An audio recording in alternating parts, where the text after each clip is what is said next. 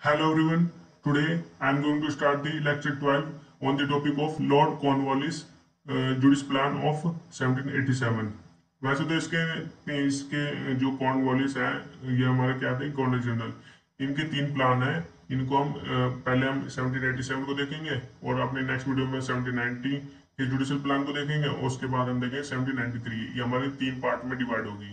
ठीक है, तो आज हम देखेंगे judicial plan of 1787 by the Lord Cornwallis. तो देखते हैं हम सबसे पहले इसके बैकग्राउंड को। Lord Cornwallis became the governor general in 1786। 1786 में गवर्नर जनरल बनाए गए थे लॉर्ड कॉर्नवालिस। ठीक है, और इसका नेक्स्ट पॉइंट बताता है but he put his two condition in front of the director of the company before assuming the office of governor general. जो डायरेक्टर मतलब कि जो गवर्नर जनरल थे उन्होंने दो कंडीशन रखी कि अगर आप मुझे गवर्नर जनरल अपॉइंट कर ही रहे हो तो मेरी दो कंडीशन है, मैं तभी अपॉइंट होऊंगा। इन्होंने जो कंपनी के डायरेक्टर थे उनके सामने ये दो कंडीशन रखी थी। तो ये दो कंडीशन क्या थी? फर्स्ट कंडीशन है he would also be appointed as commander in chief. इन्होंने कहा था लॉर्ड कॉर्नवालिस ने कहा था कि मुझे कमांडर इन चीफ अपॉइंट किया जाए, तब जाकर मैं क्या बनूंगा?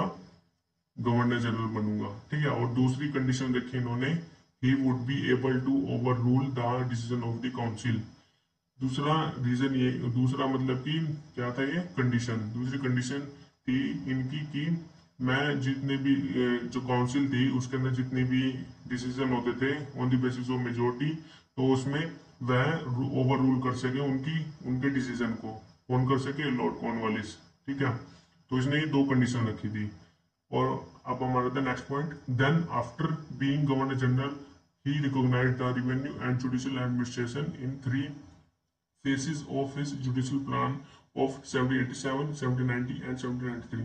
जैसे कि मैंने आपको बताया है कि ये हम तीन पार्ट में इसको डिस्कस करेंगे। सब पहला पार्ट होगा हमारा judicial plan of 1787, judicial plan of 1790 and 1793 हमारा जुडिशियल प्लान। ये तीन पार्ट में हम इसको डिस्कस करेंगे। इन्होंने गवर्नर जनरल ने ये तीन जुडिशियल प्लान रिफॉर्म किए थे। ठीक है, तो हम ये हमारा बैकग्राउंड हो गया कंप्लीट। अब हम आते हैं जुडिशियल प्लान ऑफ 1787। ये हमारा फर्स्ट जुडिशियल प्लान है by the governor general. Governor general का नाम है, इससे पहले कौन से गवर्नर जनरल थे? इससे पहले थे वॉरेन हेस्टिंग्स। ये हमारे कौन से हैं? लॉर्ड कॉर्नवालिस 1786 में जो अपॉइंट हुआ है। तो हम देखते हैं जुडिशियल प्लान ऑफ 1787।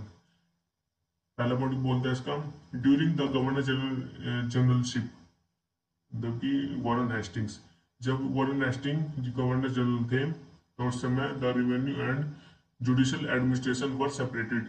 जो रिवेन्यू और जुडिशियल एडमिनिस्ट्रेशन थी वो सेपरेटेड थी, दोनों अलग अलग वर्क करती थी। ठीक है, और नेक्स्ट पॉइंट बोलता है but the servants of the company raised voice against the because it was too costly and also it lead to the conflict between the two functionaries.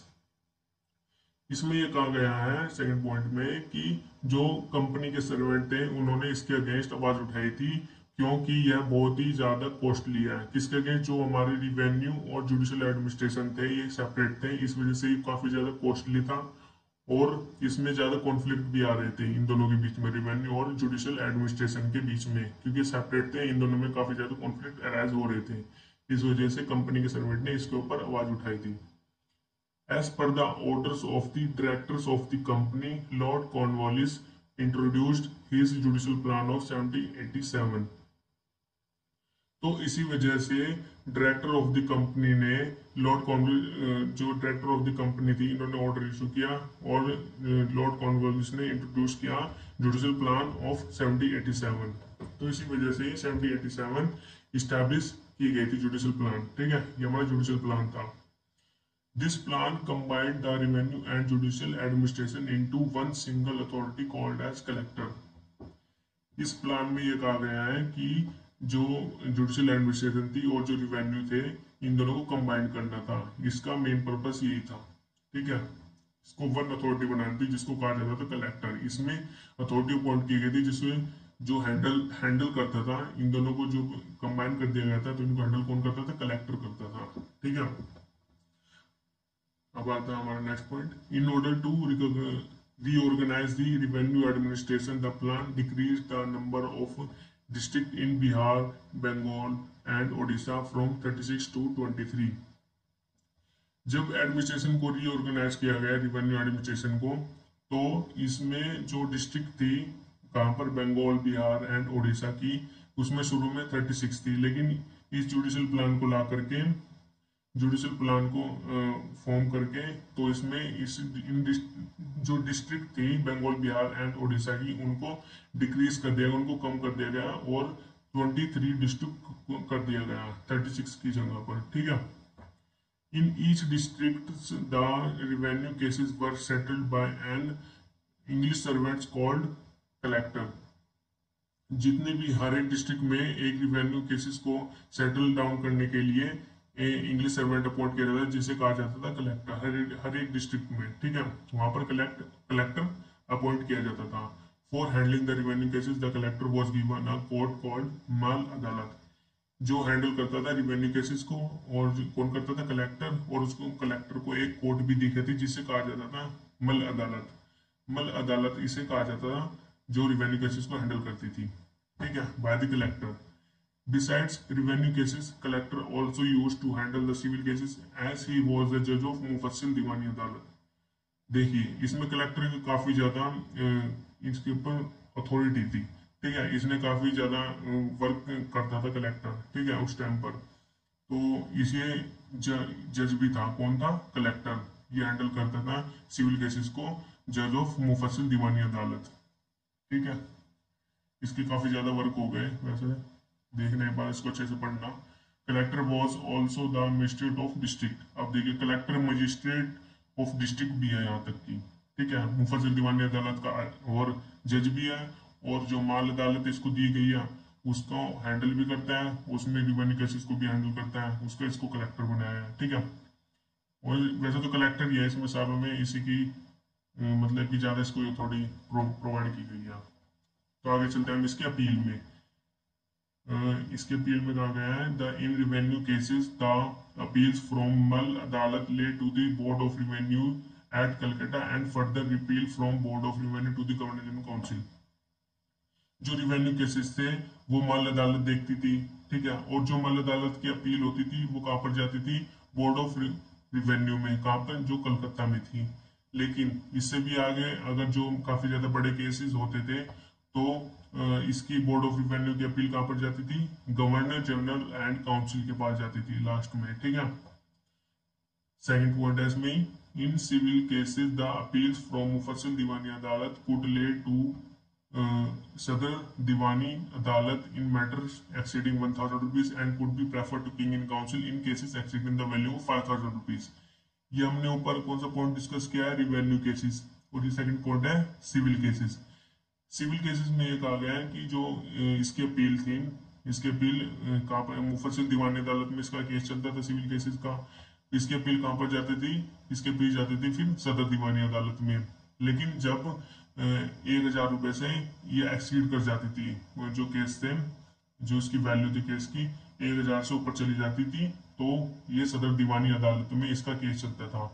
लेकिन अगर जो 5000 रुपीज से एक्सीड कर जाती थी वैल्यू केसेस की, तो फिर इसकी अपील कहाँ पर जाती थी, इसकी अपील जाती थी किंग इन काउंसिल में, ठीक है।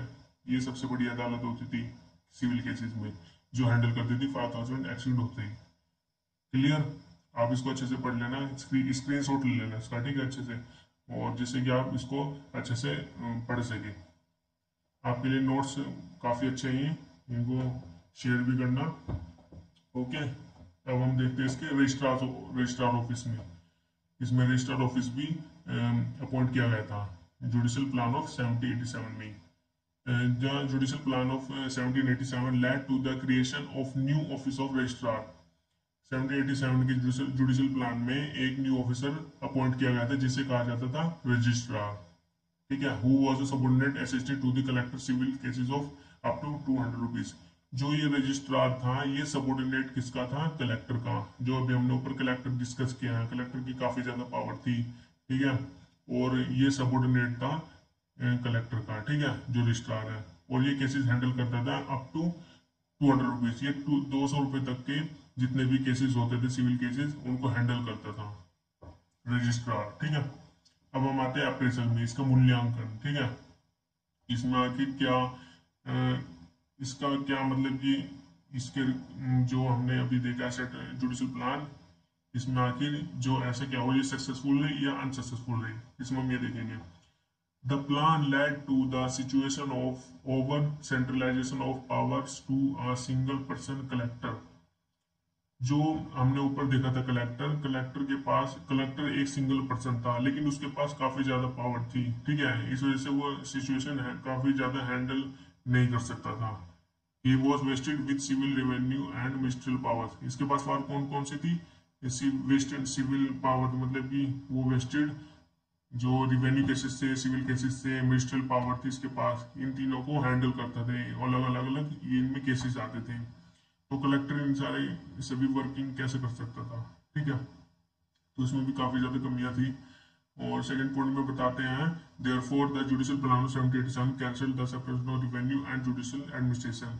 जो जुडिशियल प्लान ऑफ 1787 था, इसमें जो सेपरेशन थी रिवेन्यू एंड जुडिशियल एडमिनिस्ट्रेशन की, ये सक्सेसफुल नहीं हुई, ये कंबाइन नहीं हो पाई थी। ठीक, कैंसिल हो गई थी। ठीक है, तो आज का हमारे यह लेक्चर ये